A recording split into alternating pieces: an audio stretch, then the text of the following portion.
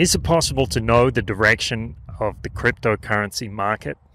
Are there certain signs that you can pick up that are going to tell you the emotional state of the people that are in the market, so you know when it's reaching a head or a fever pitch? Welcome to Cryptonomics, Principles of Cryptocurrency and Investing. I'd like to break down some of the ways that I've noticed you can see the sentiment change within your mind, within your own emotions, and also on social media. Now, thank you so much to all those people who have been sharing my previous videos on Facebook and other social media sites. I see people out there doing it, and it delights me because I know it means that you've got something out of it, you've seen something valuable, you like the aesthetic, the work I put into the production of the videos. So I really appreciate when you share it on Facebook and social media. Thank you so much. Let's get into it. Lock your wallets, take your profits.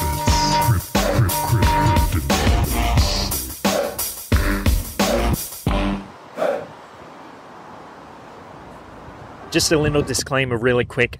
I'm not trying to give you financial advice. All I'm doing is presenting my own reasoning that I use to make my decisions. Now, a lot of people are probably going to say, this seems a little funny that I'd make a video talking about Bitcoin being in a bubble when it's actually at a 9-month low, coming down from the 2017 high. At time of recording, it's around $6,500. It is a little weird, but I have my reasons. There's method to my madness.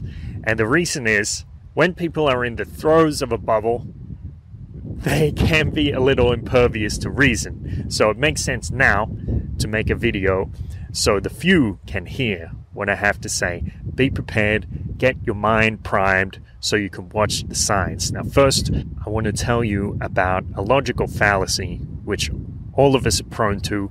It's called recency bias. Now, an important part of self-knowledge is being aware of our own biases, and that way we can take them into account.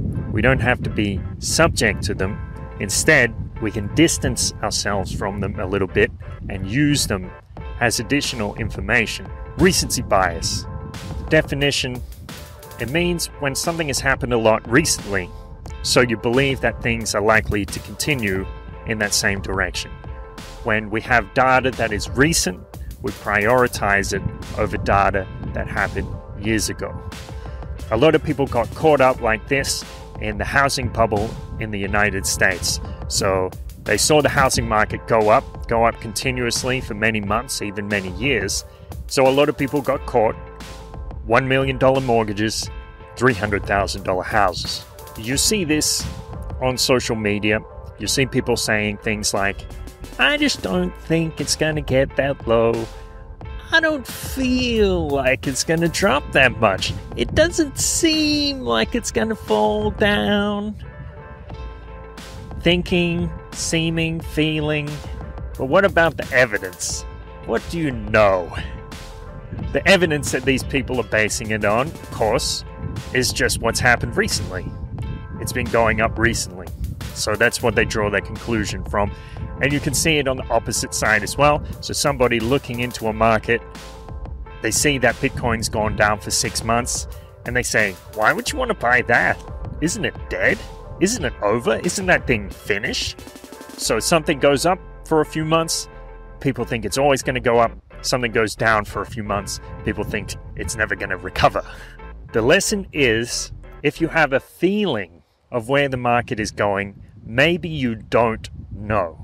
Maybe it's just your own biases. So remember, go back to the evidence. Look at what you actually know, not just what you feel or think.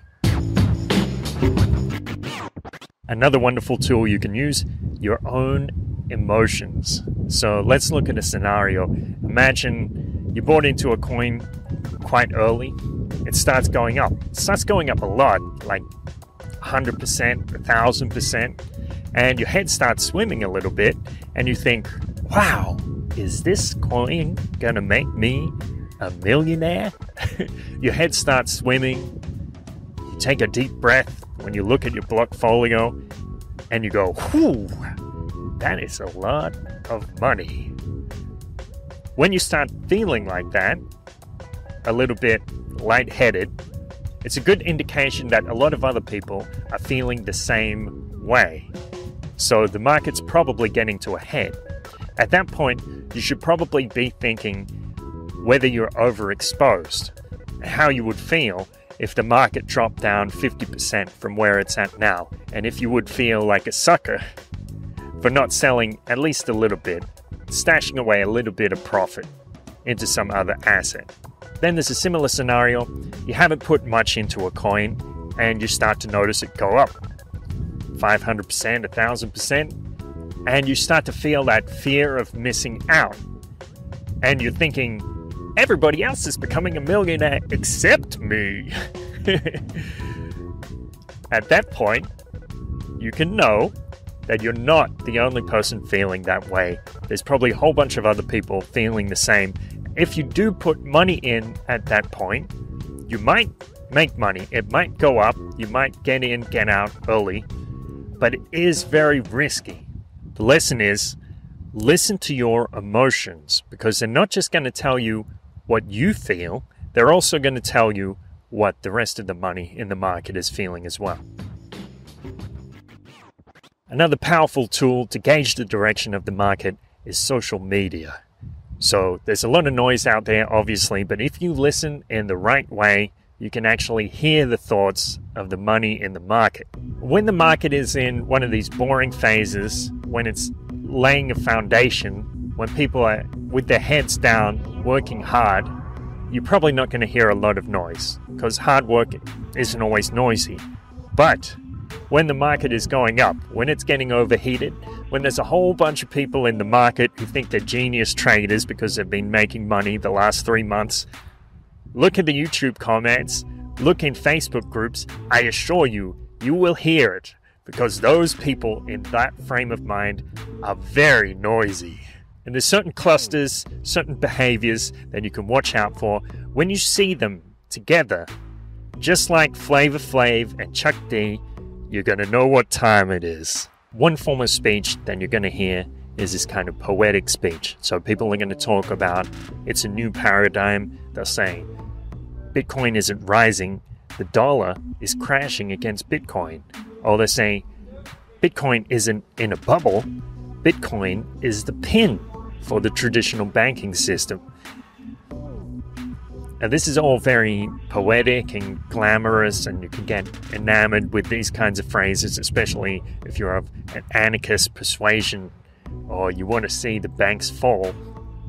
Of course, there's a little bit of truth to all these statements, and that's really what makes them so seductive.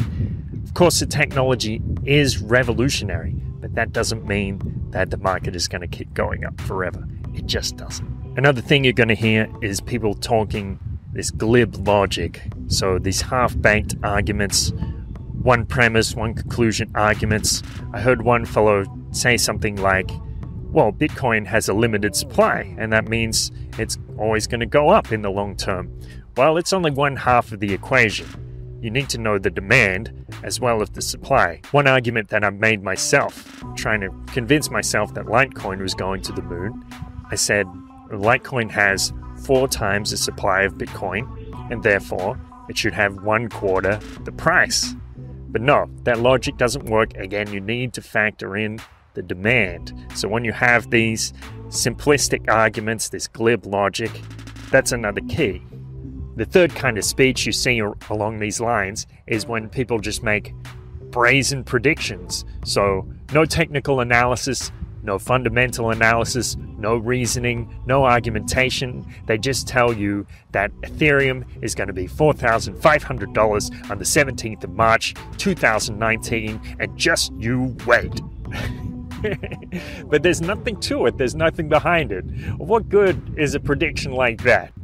On its surface, it's not good at all, but it actually is good because it tells us a message. And the message is people are getting so arrogant, so full of emotion, so puffed up that they're willing to make these statements with nothing at all to back them. And there's a key test that you can do to probe the sentiment on social media. So when you see one of these posts with this glib logic or these brazen predictions, you can just make a very measured statement and say, you know, I don't think the market is going to keep going up forever, and see how many people pounce on you and with how much anger and veracity.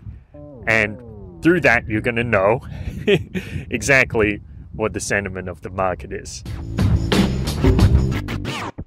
In conclusion, most people follow their emotions. So when they have an emotion, they react to it to try to relieve the discomfort.